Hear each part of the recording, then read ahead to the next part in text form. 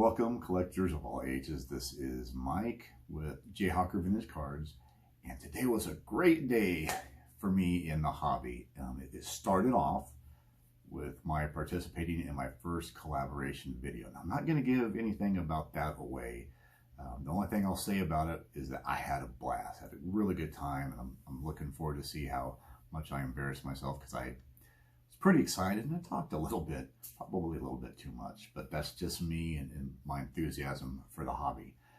But before we actually started recording, while we were just kind of talking to each other, I got notification that a card I was really anxious to get arrived. So I knew right when I got done with the recording, I was gonna zip down to the mailbox and get that card and look at it. And then I did something I really hadn't planned on doing. I ended up going to a show in Kansas City. Now, I actually had planned to do that show. If you've watched any of my videos, I've talked about this. I was going to set up as a dealer for the first time in over 20 years at a show. Some things came up with my wife retiring. I had some surgery on my toe, didn't really want to walk around all that much. But I went to meet up specifically with Dog 21. I was going to get a card to him for his son, which I talked about in one of my first videos. Got there, called him. Unfortunately, he wasn't feeling too good, so he had headed back to his home up in Nebraska. So that was kind of a bummer. I walked around. Again, this was a show that was geared on the Kansas City Royals. They were celebrating the 1985 World Series champion Royals and the 2015 World Series champion Royals. We're supposed to have a lot of guys in for the show, and unfortunately, a lot of them backed out. They'd actually changed the venue from where it was going to be originally to someplace else.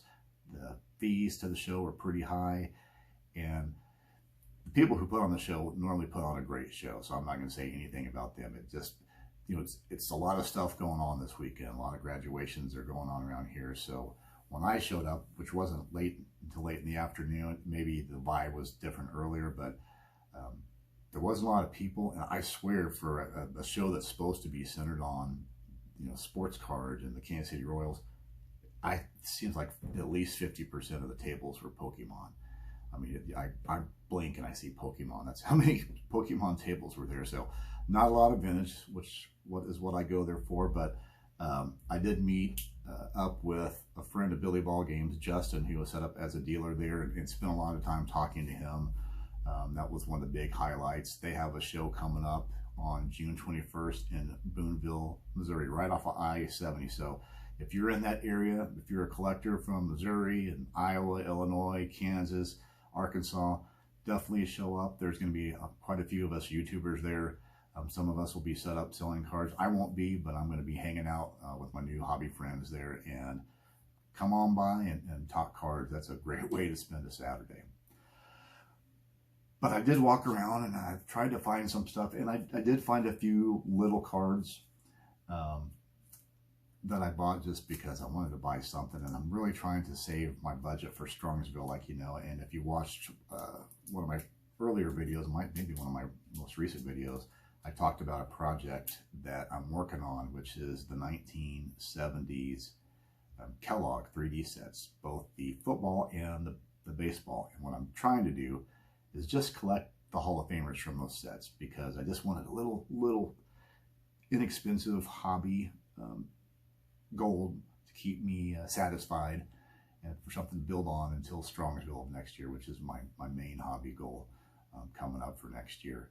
And then because of the collaboration video, one of the gentlemen on that is really into autographs. Now, I am not an autograph collector. I mean, I know I got this beautiful Mickey Mantle autograph behind me, but I got that in person at a show in Wichita. Oh gosh, I was probably 20 years old. Most of the cards and most of the photos and balls that I have autographed, I was personally there and did it. It's not something that I buy. Now, I bought some cards, ultra modern cards with like KU players. I've got a Bill Walton and JoJo White and Otto Graham, but most of the autographs in my collection are ones that I have that I personally was there to get. And this is not the thing that I do. But I watched this guy who's on the collaboration day. I watched some of his videos, and he's a huge autograph collector. He has a great autograph collection. So while I was at the show, fighting my way through all the Pokemon stuff and just all the bright chrome that was blinding me, at this one table that had a bunch of modern, ultra modern, there was some oversized cards and slabs that stacked up, and I happened to walk over there and looked at them, and well, I'll show them here to you. So first, let me start off with just a couple of the small cards that I got at the show today. So, well, let's turn the camera around so you can see them a little bit better. No, let's just keep it this way. That's fine.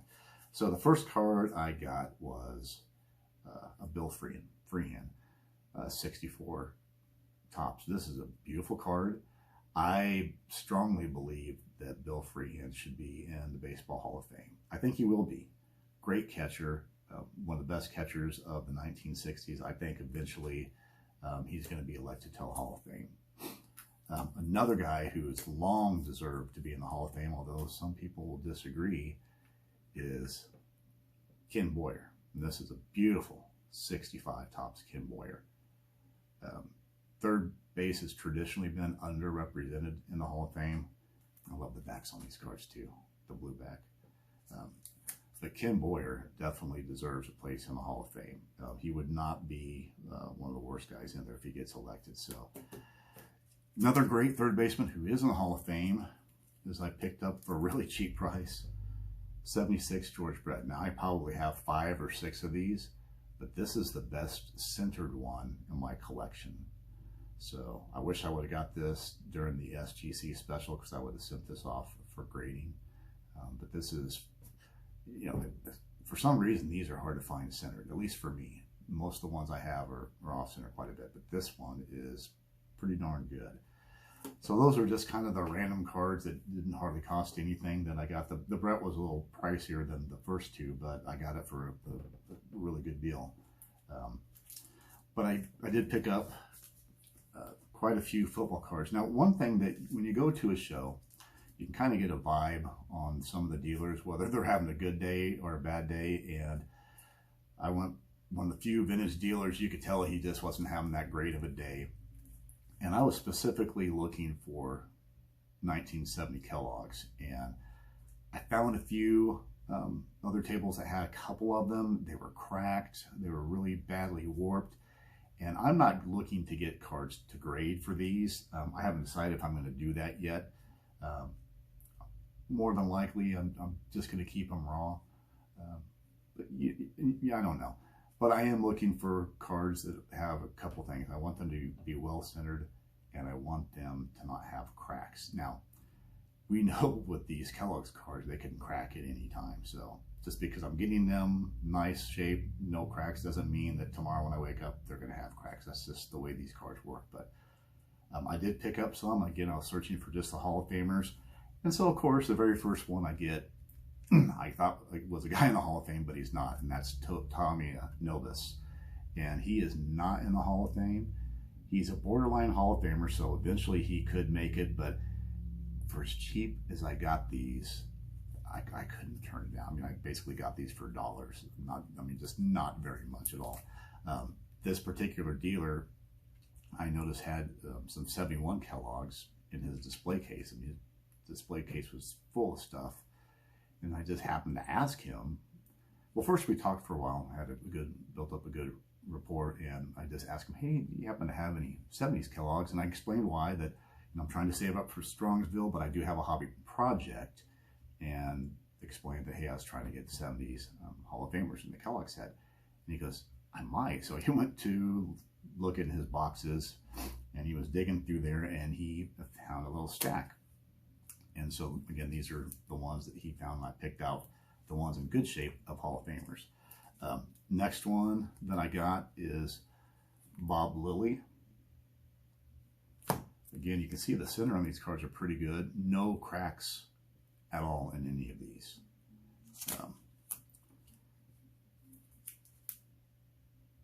Sonny Jurgensen.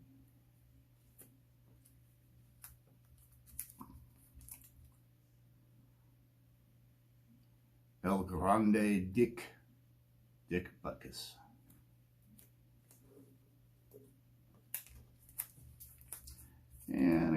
Pretty decent quarterback, Johnny Unitas.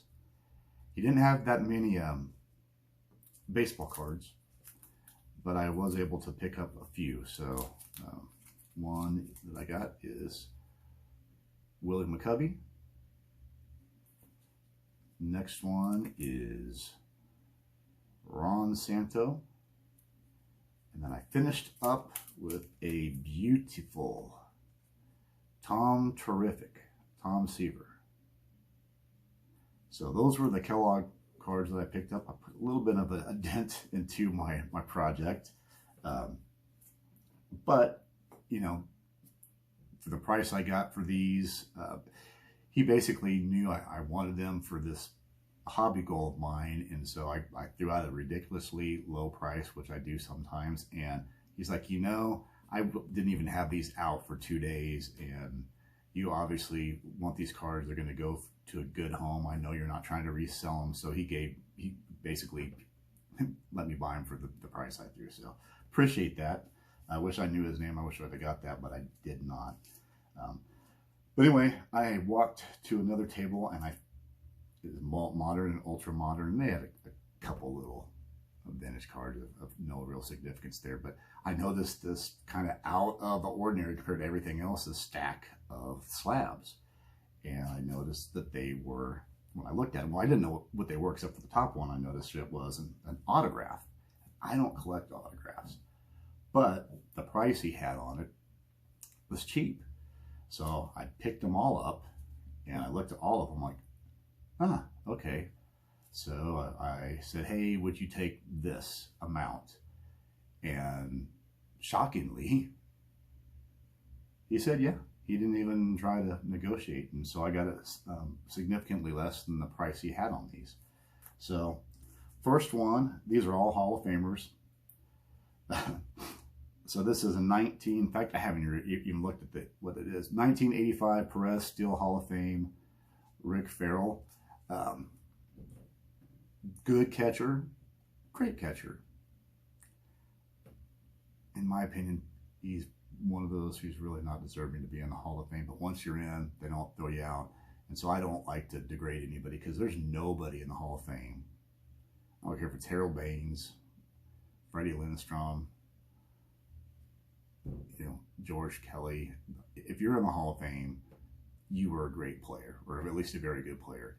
So I'm not going to say anything about him, but this was the first one, and so this is the least one, in my opinion, that I got. Next one, great second baseman. Oh, I should say these are autographs, so I don't know if you can see his autograph there. I should put that up a little closer. Next one I got is another Perez Steel. This is 1987. Bobby Doerr. Great second baseman for the Red Sox. And deserving in the Hall of Fame, in my opinion. Next one is a very popular player amongst fans, at least. So, Billy Herman. Now, I actually have a couple of these. I don't know if they're postcards. I guess they're Hall of Fame postcards. But I have one with like Nolan Ryan, but nothing's autographed. I just think they look cool because this is their plaque in the Hall of Fame. But this is signed by Billy Herman. Longtime manager as well. I'm not going to try to talk about these guys because a lot of you guys know a lot more about them than I do. This card I actually have, or this player I have autographed of him. Then I'll play a show that I got on a photo. He did a show with Jeff DeLiesel, JD, my earliest mentor when I was a kid in Lawrence. And anytime JD had a Hall of Fame player, or even any player really, showing up, he would let me come in before he opened the doors. And so I got to sit and talk to these guys. So I got to sit and talk to Johnny Mize. He was very quiet, but I got to talk to him for a while.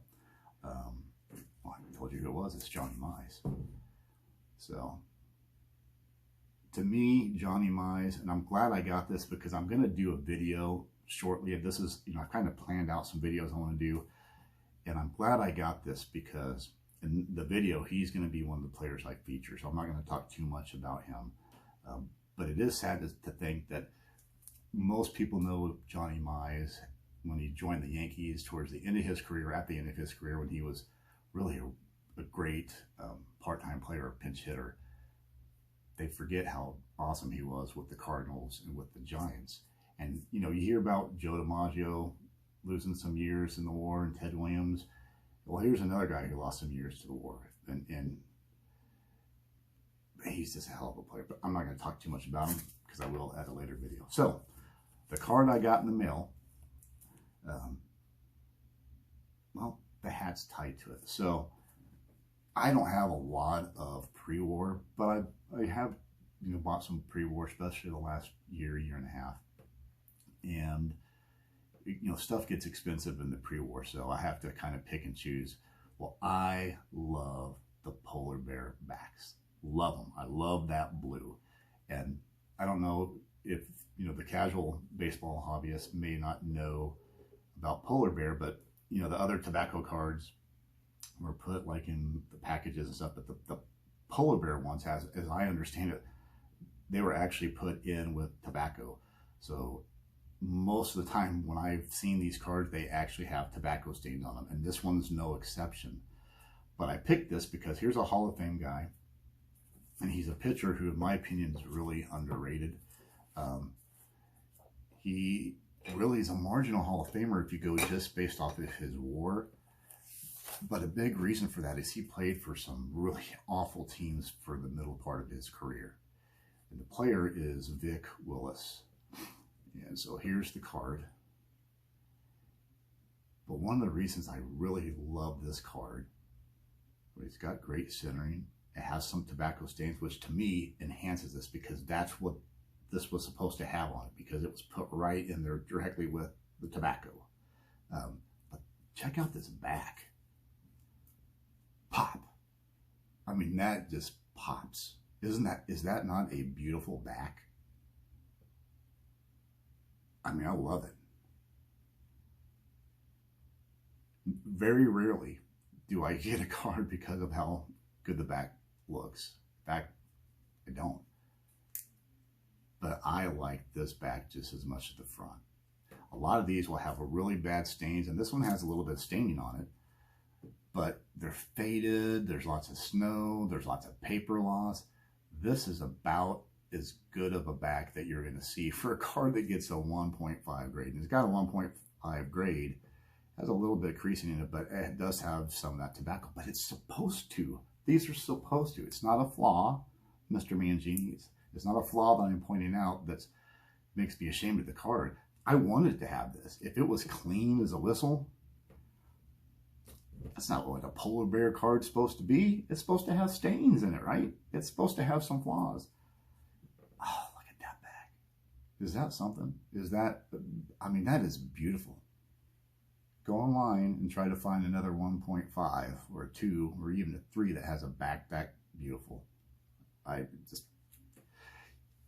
challenge you to do that. But anyway, Vic Willis was a hell of a pitcher. And he played for the Boston Bean Eaters in the National League for a while. And he started off with a bang. He won 25 games his first year. He won 27 games his second year. 1 year he pitched over 400 innings. I mean, everybody remembers, you know, Iron Man McGinty, right? If pitching over 400 innings. Well, Vic Willis, he did it as well. He was a true workhorse. Started off great, won 20 games a couple more times with Boston, and then Boston just became the crap team that people remember them to be. And so for the 4-year period, his record was 42 and 72. It was atrocious. They just didn't score any runs for him. Well, I don't care how good your stats are. If your record's that bad, you're going to go down in the war. I mean, he lost 29 games 1 year in one season, modern record. 25 of those games, or 26, he pitched a complete game and lost. So the manager's not going to leave you in if you're a bad pitcher. Unfortunately, they didn't have anybody else. They were that bad of a team. He gets traded to Pittsburgh, the Pirates. The Pirates were in the first World Series, but then they were chasing the Cubs for the rest of the first decade of the century. Vic Willis put them over the top, and they won their first World Series in 1909. But, you know, his record with them, well, he won, I don't know what his record was, but I know that his 4 seasons with Pittsburgh after he got traded from Boston, did I say St. Louis earlier? I mean Boston. But when he got traded from Boston to Pittsburgh, he won 20 games all 4 of his years, including, you know, they won the World Series. Now, he lost his only game that he pitched, but still, he got him there, put him over the top, so to speak. And then he finished up his career. His last year was with St. Louis, and this is actually the St. Louis. He's got a St. Louis uniform on there. So if you're a Cardinals fan, maybe you want to have this because he is a Hall of Famer. But anyway, I think he's an underappreciated pitcher. He was up there with Three Finger Brown, in my opinion. He was just a really good pitcher, but because of those god-awful years in the middle of his career with a god-awful Boston team, it just made his career one-loss record go way down. And he was a big pitcher for his time. He was 6'2" and like 180, 190 pounds. So that was a big dude for turn of the century baseball. But, you know, great pitcher, underappreciated, and I just can't get over that back. Isn't that beautiful? I mean, I got this hat. I saw Scott Reindeer Studios. That's where I got this from, and I've actually ordered a shirt. It hasn't got here yet, but Jason with Everyday Card Collector, I saw him wearing this hat, and I said, dude, where'd you get that hat? I love it. And he told me, because I have a couple other Polar Bear cards, and they both have decent backs, nothing like this one. But I wanted to get this hat because I love it. So anyway, quick video. I had a great day, one of my best days in the hobby. I hope you guys are having fun out there collecting. Be proud of your cards. Just remember, don't get frustrated by how your collection is today. Don't try to compete with everybody else. Your collection is beautiful, and how it is today is going to get better with each successive card that you get. You know, just think, if you're starting out, how good your collection is going to be a year from now. So don't get frustrated. Don't give up. Collect what you can. Fit it within your budget. Have a great time. This is supposed to be fun, not stressful. Anyway, until next time, keep collecting.